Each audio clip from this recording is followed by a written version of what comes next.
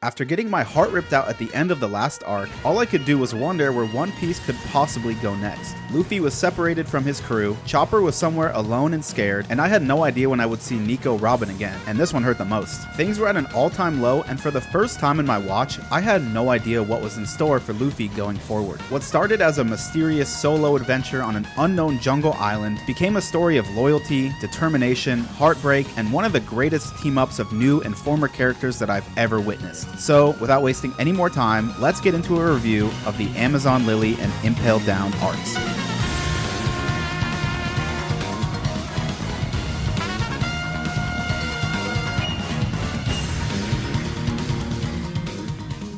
After the chaos that ensued on the Subodi archipelago, I think this was the most confused, scared, and hopeless I had felt in my entire watch so far. Luffy just went through probably the most brutal experience he'll ever face, or at least I'm praying that it was because I don't know how much more I could handle. All of the Straw Hats have been separated, and the world government, specifically the Celestial Dragons, want Luffy and the rest of the Straw Hats' heads on sticks for what they did to them in the auction house. With so many questions racing through my mind, we begin the first arc, Amazon Lily. Now, for this review, I'm gonna combine both Amazon Lily and Impel Down into one video since their stories flowed pretty well together. Amazon Lily kicks off with Luffy flying through the air after being ejected by Kuma as his solo adventure officially began. This scene immediately hit me so hard as you can just hear the emotion and defeat in Luffy's voice as he calls out to his friends that he has no idea if he'll ever even see again.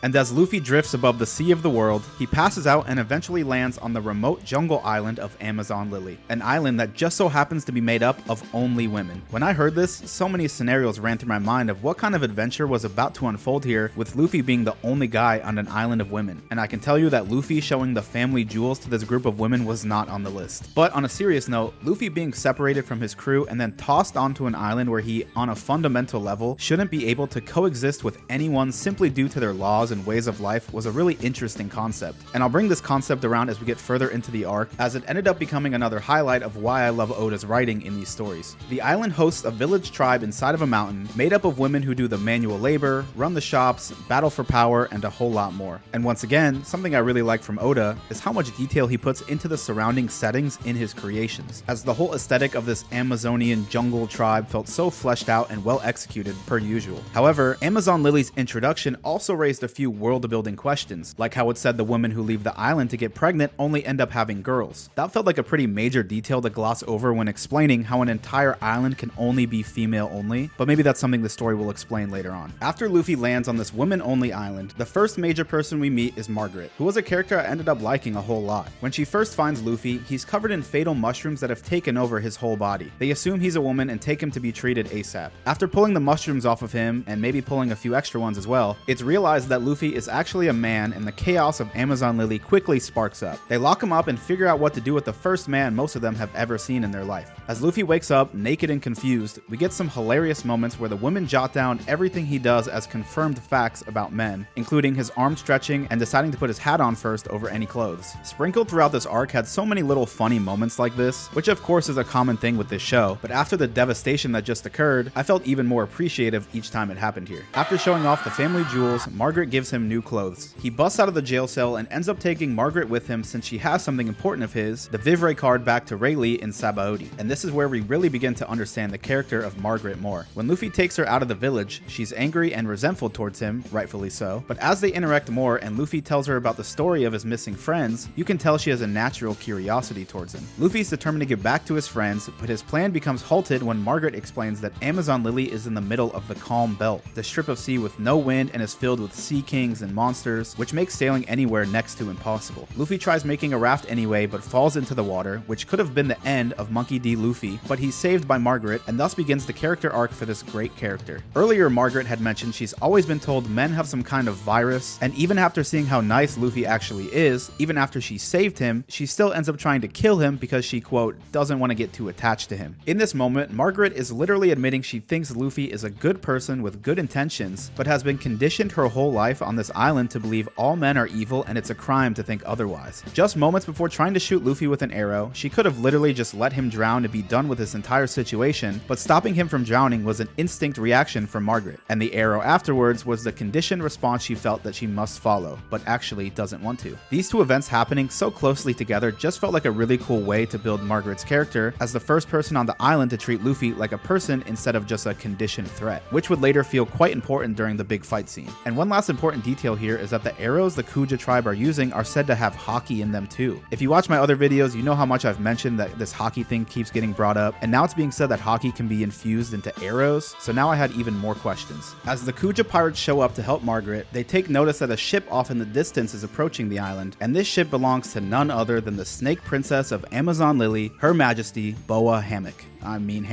Boa Hancock is such an interesting character to me because from the start of Amazon Lily to even the end of Impel Down, I can't put my finger on how I feel about her. So let's start with her introduction. Also, I've seen people call her both Boa and Hancock, which I know is strange, but I like the way Boa sounds, so I'm just gonna refer to her as that. Boa rolls up on her sick-looking ship consisting of two massive snakes at the bow, an army full of warrior women, and two massive, uniquely looking sisters. She's elegant, she's overly pompous. Who am I kidding? She's a straight-up bad bitch in every sense of the word. She flaunts her ability to do whatever she wants in life because she's beautiful, and takes full advantage of that power at all times. When her boat docks next to a Navy ship that's parked nearby, a Vice Admiral shouts for Boa to come out and speak to him about official Navy duty, to which she walks out slowly and kicks a kitty cat about 30 yards. Like, bro, why did she do that? I'm pretty sure the Kansas City Chiefs already sent her a contract to join. It's clear from the jump that this princess doesn't fuck around at all. We see more instances of this later, like when she pushes over a mud statue of her made by a bunch of kids in the village, or when she threw her own grandma out the window. Throughout this arc until the very end, Boa was ruthless to watch, but in a very entertaining way. When Boa is summoned outside of her ship by the Vice Admiral, we learn a crazy fact that she's a warlord of the sea. This was so crazy, and maybe just because of all the chaos that happened a few episodes before, it felt very unexpected. Boa was now the 6th warlord that we had physically met, and with Jinbei's name already mentioned once or twice before, the full warlord lineup was finally complete. We now know the list of warlords are Boa Hancock, Bartholomew Kuma, Doflamingo, Gecko Moria, Hawkeye Mihawk, Blackbeard, and we still had one we knew the name but hadn't met yet, Jinbei. Getting informed Boa is a warlord of the sea after just witnessing the full power of Kuma and one arc before, Moria, it quickly made the intensity of this arc rise again. Boa's told all the warlords of the sea are being assembled for a potential war against Whitebeard, who might soon invade Navy HQ to save Ace, who we learned last arc is planned to be executed by the government in about a week. Along with her strong hatred of men, we also learned Boa hates the government as well, stating she has no desire to fight in this war but demands to keep her warlord status. When this request is obviously denied, Boa turns all the men into statues as we learn she has the Love Devil Fruit power, which turns anyone who shows affection towards her into stone, much like Medusa. And they do a really good job of showcasing when this Vice Admiral stabs his own hand during her attack to show you can actually overpower these emotions with other ones. But if I was in this situation, let me tell you, you might as well call me Michelangelo, you feel me? Also, when I saw her perform this move, my first thought was on the specifics of the Devil Fruit power and what would happen if she was ugly. Like, imagine if Blackbeard accidentally ate the Love fruit, like nobody is turning to stone. Boa might have the first character-specific Devil Fruit power that we've seen, at least that I can think of from top of mind. Thank God she's beautiful, or better yet, thank Oda. I also just really love the way she says her ability. Mero, mero, mero. After turning all of his men to stone, the Vice Admiral tells Boa she will have 2 days to make up her mind on if she will refuse the call to action and lose her warlord status, or join the others in the potential upcoming war. From this interaction, I think the biggest takeaway is that Boa Hancock is not loyal to the government, and even if she's a warlord, she clearly does not respect them, which will become a major factor the later we get into the arc. After Boa returns to Amazon Lily, everyone gets kicked out of her palace when she wants to take a bath, which is when the arc starts building up the mystery surrounding her and her two sisters. We're told that these three sisters once defeated a sea monster called the Gorgon, and because of that, they were cursed with marks on their backs that would turn anyone who sees it into stone. At first, this seemed relatively believable since it's sort of a Medusa-inspired story, matching Boa's ability. They even show a fake version of the eyes on their backs, giving a visual to this tale, so at this point, to be honest, I had fully bought the narrative. However, knowing Oda and how he writes One Piece at this point, I should have expected the much deeper and emotional lore that would eventually be revealed about it. So as the palace is vacant for Boa's bubble bath time, Luffy is stumbling around the rooftops looking for someone who can help him find a ship because, in his words, important people always live in tall buildings. And I can't lie, I have to agree, that's pretty good logic. Important people do live in tall buildings. But then, Luffy accidentally crashes through the roof directly into Boa's bathroom and the real story of Amazon Lily begins. After almost drowning in the very deep bathwater, Luffy stands up and sees the mark on Boa's back. However, he isn't turned to stone. Not only is he not turned to stone, his face gets serious and he tells Boa that the mark on her back looks familiar to him, which was pretty wild. So now, the Gorgon curse explanation started to feel even more suspicious. During my watch at this point, I had honestly assumed the Gorgon mark was still real and it just didn't work on Luffy for whatever reason. And since Luffy said he recognized it, I was trying to think back to any time we've seen an eye be focused on, and the only thing that came to mind is when Shanks used that move on the Sea King at the beginning. So I thought maybe there was a connection there, but of course, as we find out later, that's not the case. But I just wanted to share how much my mind is running while watching this show. After Luffy sees her mark, Boa tries to turn him into stone with her love beam, and in one of the funniest scenes of the arc, it just doesn't work. The way he was reacting to this beam coming out cracked me up.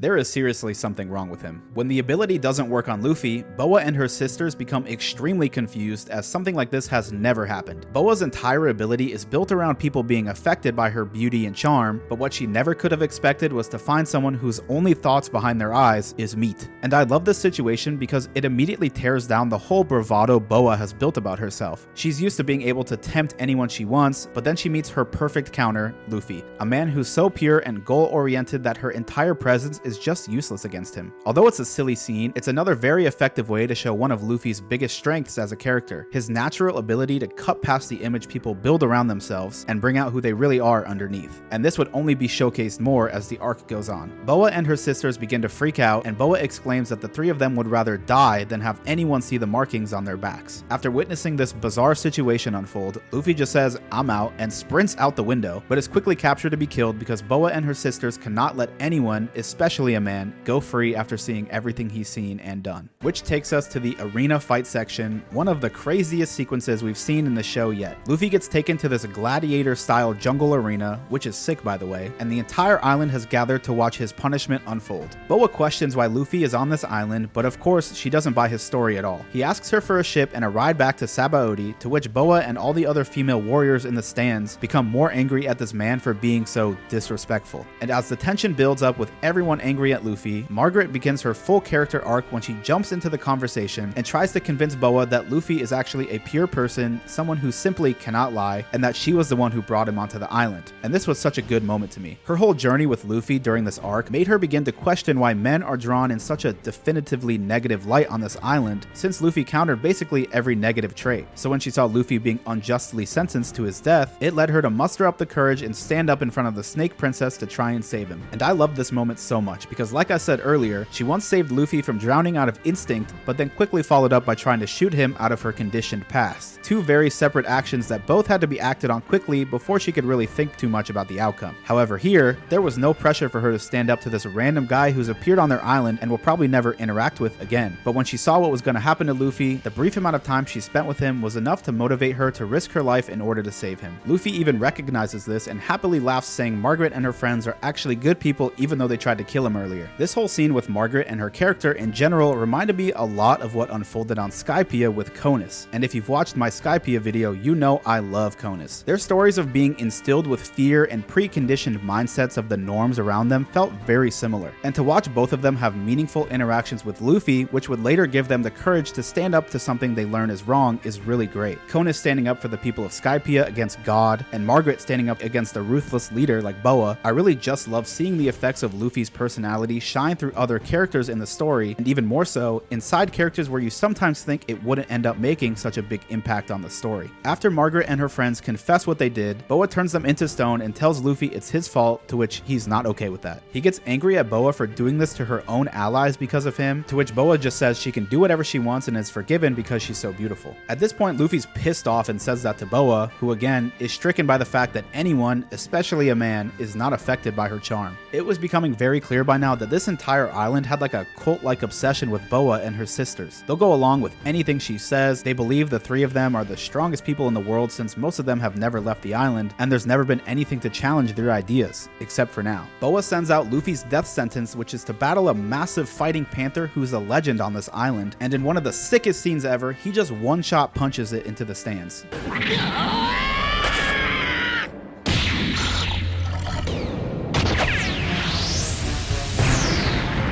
After punching a panther 100 feet away, Luffy brings the statued girls to safety, which confuses everyone in the arena even more because it was another action that once again goes against anything they'd ever been told about men growing up. Boa sends her two sisters to fight Luffy and finish the job, which is where we get the most insane moment of this arc yet, the hockey scene. After a bit of back and forth fighting between the three of them, one of the sisters grabs Margaret's statue and is about to slam it into the ground, killing her. Luffy, who's currently wrapped up tightly and can barely move to stop her, is yelling for her to stop as she keeps counting down, but nothing's working. He's trying to tell her that she saved his life and that Margaret literally looks up to these people who are about to kill her. The Snake Sister counts down to 0, and as she begins to slam Margaret down, Luffy gets the most determined look on his face and demands that she stops immediately, yelling so loudly that it can be heard across the entire arena.